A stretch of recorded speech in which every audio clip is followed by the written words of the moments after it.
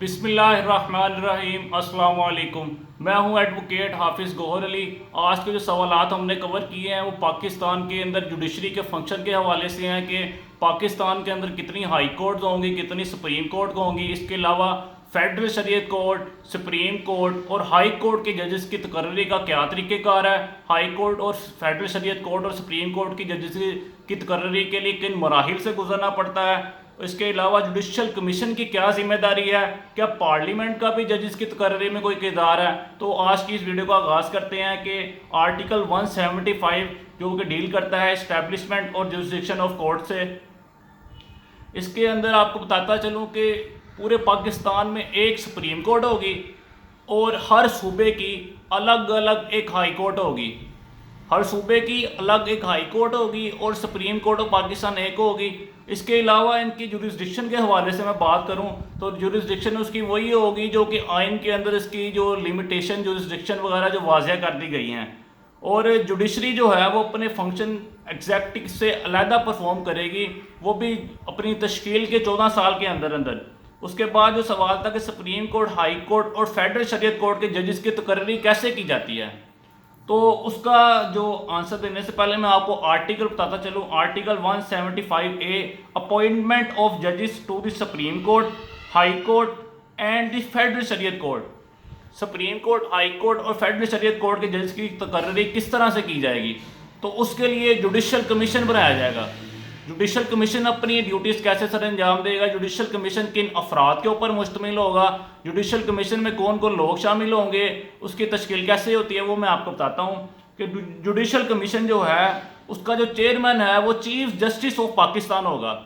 इसके साथ साथ जो उसके मेंबर्स में ऐड होंगे तो वो 4 सीनियर तरीन मेंबर सुप्रीम कोर्ट के जजेस होंगे। इसके अलावा साबका जज सुप्रीम कोर्ट जिसकी जो तकर्री है, जिसकी जो अपॉइंटमेंट है वो चीफ जस्टिस ऑफ पाकिस्तान करेंगे, वो भी मेंबर्स की मुशावरत के बाद। और ये जो मेंबर्स हैं कितनी देर के लिए इसको अपॉइंट किया जाएगा, तो उसके लिए इसको 2 साल के लिए अपॉइंट किया जाएगा साबका जजेस को उसके अंदर अपने फंक्शन को परफॉर्म करने के लिए जुडिशल कमीशन के अंदर। इसके अलावा कौन कौन लोग शामिल होंगे तो मैं आपको बताता चलूँ कि वो फाकी वज़ीर कानून शामिल होंगे, अटॉर्नी जनरल जो हैं वो भी इसके मेंबर होंगे, सीनियर एडवोकेट वो भी इसका हिस्सा होंगे। उसका इंतखाब कौन करेगा, उसका इंतखाब है पंजाब पाकिस्तान बार कौंसिल की तरफ से किया जाएगा, वो भी 2 साल के लिए। तो दोबारा बताता चलूँ जुडिशल कमीशन किन अफराद के ऊपर मुश्तमिल होगी, जिसमें चीफ जस्टिस ऑफ पाकिस्तान होंगे, 4 सीनियर मेंबर जज होंगे। इसके अलावा साबका जज की अपॉइंटमेंट भी चीफ जस्टिस ऑफ पाकिस्तान 2 साल के लिए करेंगे, वो फाकी वज़ीर कानून होंगे, अटॉर्नी जनरल होंगे और सीनियर एडवोकेट जिसका इंतखाब पाकिस्तान बार कौंसिल की तरफ से 2 साल के लिए किया जाएगा। और चीफ जस्टिस ऑफ पाकिस्तान का जो अपॉइंटमेंट है वो कैसे होगी, जो सीनियर तरीन जो जज होगा सुप्रीम कोर्ट का, वो जो पिछले वाले जो सुप्रीम चीफ जस्टिस है उसको रिप्लेस करेगा। इसके अलावा कमीशन के जो रूल एंड रेगुलेशन वो कौन बनाएगा, कमीशन के जो रूल एंड रेगुलेशन है, जुडिशल कमीशन के रूल एंड रेगुलेशन, वो कमीशन अपने रूल एंड रेगुलेशन खुद बनाएगा। Chief justice of high court के जो जजेस हैं उनकी अपॉइंटमेंट, उनकी तकर्री का क्या तरीक़ेकार है। तो chief justice of high commission के जो अंदर जुडिशल कमीशन के अंदर जो लोग शामिल होंगे हाई कोर्ट के जजेस की तकर्री के लिए, तो मैं आपको बताता चलूँ जिसमें चीफ जस्टिस होंगे, सीनियर जज ऑफ डैट कोर्ट के सीनियर जज उस हाई कोर्ट के भी शामिल होंगे, उसके साथ साथ सूबाई वज़ीर कानून शामिल होंगे और सीनियर वकील होंगे। अब सीनियर वकील की क्वालिफिकेशन क्या होगी, पंजाब बार कौंसिल की तरफ से उनको मुंतखब किया जाएगा, जिनकी 15 साल जो उनकी प्रैक्टिस होगी और वो 2 साल के लिए मुंतखब किए जाएंगे। मैंने अब आपको क्या 2 चीज़ें बता दी हैं, सुप्रीम कोर्ट के जज की तकर्री का क्या तरीक़ेकार है, हाई कोर्ट के जज की तकर्री का भी मैं आपको बता दी कि जुडिशल कमीशन में कौन कौन लोग शामिल होंगे। अब मैं आपको बताता चलूँ कि सीनियर जज जो हैं वो चीफ जस्टिस होंगे, उसको चीफ जस्टिस उसको अपॉइंट किया जाएगा हाई कोर्ट का, और वो चीफ जस्टिस ऑफ पाकिस्तान की मुशावरत के बाद किया जाता है। चीफ जस्टिस ऑफ पाकिस्तान की मुशावरत जो है वो किस तरह से की जाती है, 2 जजेस जो हैं वो चीफ जस्टिस ऑफ पाकिस्तान के साथ मुशावरत के बाद उसको चीफ हाई कोर्ट का चीफ जस्टिस एक सीनियर जज को लगाया जाता है। इसके अलावा मैं आपको बताता चलूँ कि इस्लामाबाद हाई कोर्ट की जो जजेस की तकर्री है उसका क्या तरीक़ेकार है। इस्लामाबाद हाई कोर्ट के जजेस की तकर्री का तरीक़ेकार भी मिलता जुलता है, जिसमें chief justice of that court यानी कि चीफ जस्टिस ऑफ इस्लामाबाद के हाई कोर्ट के जो हैं वो शामिल होंगे जुडिशल कमीशन में, और इसके साथ सीनियर जज ऑफ डैट कोर्ट यानी सीनियर जज इस्लामाबाद हाई कोर्ट के वो ऐड होंगे। उसके बाद चीफ जस्टिस उसकी अपॉइंटमेंट की जाएगी जितने नए जज की। अगर मैं यहाँ पे अपॉइंटमेंट का वर्ड यूज़ कर रहा हूँ तो मेरा यहाँ पे नॉमिनेट का वर्ड ज़्यादा सूटेबल है, क्योंकि जो फाइनल अपॉइंटमेंट है वो जुडिशल कमीशन से जो है बंदा नॉमिनेट करके वो पार्लियामेंट्री कमेटी में भेजा जाता है, और पार्लियामेंट्री कमेटी का जो डिसीजन है वही फाइनल होता है, वही फिर एंड पे उनके डिसीजन के बाद ही कोई जज जो है वो अपॉइंट होता है। तो इसके मैंने क्या क्या आपको बता दिया है कि सुप्रीम कोर्ट के जज की तकर्री का क्या तरीक़ेकार है, इस्लामाबाद हाई कोर्ट के जज का क्या तरीक़ेकार है, हाई कोर्ट के जज की तकर्री का क्या तरीक़ेकार है।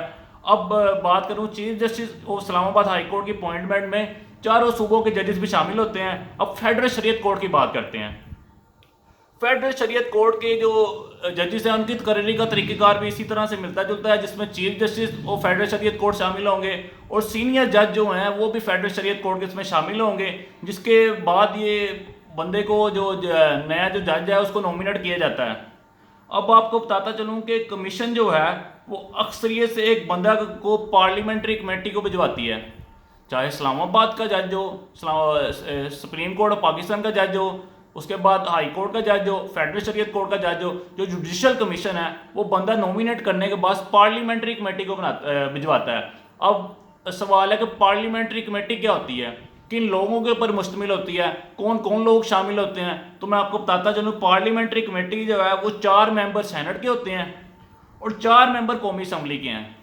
अब कौमी असम्बली के मेंबर जो है उनका इंतखाब किस तरह होता है और सेनेट के मेंबर का इंतखाब किस तरह से होता है। 4 जो सेनेट के मेंबरान हैं उसमें से 2 जो हैं वो हुकूमती जमात में से होंगे, ट्रेजरी बेंच से, और जो 2 बाकी हैं वो ओपोजिशन में से होंगे। इसी तरह कौमी असम्बली में भी जो 4 मेंबरान हैं उसमें 2 हुकूमती जमात ट्रेजरी बेंच में से और दो दूसरे हैं वो दूसरी अपोजिशन में से होंगे। अब इनका इंतखाब कौन करेगा, 4 जो हैं कौमी असम्बली और 4 सेनेट के मेंबरान, तो इनका इंतखाब जो 2 उसके हुकूमती जो हैं उसकी तरफ से वो लीडर ऑफ द हाउस की तरफ से किया जाएगा, और अगर मैं अपोजिशन की तरफ से बात करूं तो उसका अपोजिशन लीडर जो है उसका इंतखाब करेंगे। अब बताता चलूं कि ये कमेटी बन गई है, जुडिशल कमीशन ने बंदा नॉमिनेट करके पार्लियामेंट्री कमेटी को भिजवा दिया। अब पार्लियामेंट्री कमेटी जो है इसको नामजद करने का, उसको अपॉइंट करने का क्या तरीक़ेकार है। अब अपॉइंटमेंट के लिए अगर इसको बंदा जो है इन्होंने 14 दिन के अंदर अंदर, जो जज इन्होंने नॉमिनेट करके भिजवाया है जुडिशल कमीशन ने, 14 दिन के अंदर अंदर पार्लियामेंट्री कमेटी उसके ऊपर अपना फैसला देगी। अब फैसले का इनकार का क्या तरीक़ेकार है तो वो मैं आपको बताता चलूँ कि इसके लिए अगर 3/4 का डिसीजन चाहिए पार्लियामेंट्री को, किसी जज की तकर्री को ये नॉमिनेट बंदा अगर किसी जुडिशल कमीशन ने भिजवाया, अगर वो उसको रिफ्यूज़ करना चाहती है तो रिफ्यूज़ के लिए उसको 3/4 जो है वो उसकी वोटिंग चाहिए। उसके बाद ही वो जज जो है वो उसके बाद वो जज जो है उसकी तकर्री जो है वो नहीं होगी। अगर 14 दिन के अंदर अंदर, इन केस के 14 दिन के अंदर अंदर इन्होंने वो बंदा जो है वो अपॉइंट नहीं किया, वो जज जो है वो अपॉइंट नहीं किया, तो फिर क्या होगा, 14 दिन के बाद जो है वो समझा जाएगा कि उस जज की जो अपॉइंटमेंट वो हो चुकी है। इसके साथ मैं बताता चलूँगा, अगर 3/4 का जो 3/4 का जो मार्जिन अगर आ गया है किसी भी जज की तकर्री के हवाले से, तो जुडिशल कमीशन क्या करेगा, उसकी अपॉइंटमेंट कैंसिल, नॉमिनेशन कैंसिल कर देगा और एक नया जो जज है वो अपॉइंट कर, उसकी नॉमिनेशन जो है वो पार्लियामेंट्री कमेटी को भिजवाएगा और उसके बाद जो पार्लियामेंट्री कमेटी जो अपना फाइनल डिसीजन बताएगी। अब कमेटी की मंजूरी जो है वो उसका क्या तरीक़ेकार है। The committee shall forward the name of the nominate confirmed by it. अगर कमेटी ने बंदा जो मंजूर कर लिया है तो ये तस्वुर किया जाएगा कि प्रेसिडेंट ने भी ये जज को जो है वो एक्सेप्ट कर लिया, इसको मंजूर कर लिया, कंफर्म कर लिया। अब कमेटी के रूल एंड रेगुलेशन की बात करता हूँ। कमेटी के रूल एंड रेगुलेशन जो है वो कमेटी अपने खुद बनाती है। तो मैं दोबारा एक सीक्वेंस दोहरा दूँ आपको कि जजेस की तकर्री के लिए कोई PPSC या FPSC का इम्तिहान नहीं है। इसके अंदर सबसे पहला जो मरला होता है वो जुडिशल कमीशन का, जुडिशल कमीशन के लोगों के ऊपर मुश्तमिल है। अगर सुप्रीम कोर्ट के जजेस की तकर्री है तो उसके लिए अलग जजेस पे ऊपर मुश्तमिल एक उसके ऊपर वो कमीशन मुश्तमिल होता है। हाई कोर्ट के लिए, इस्लामाबाद के लिए अलग हैं, हाई कोर्ट के जजेस के लिए अलग हैं, फेडरल शरीयत कोर्ट के लिए अलग तरीक़ेकार है।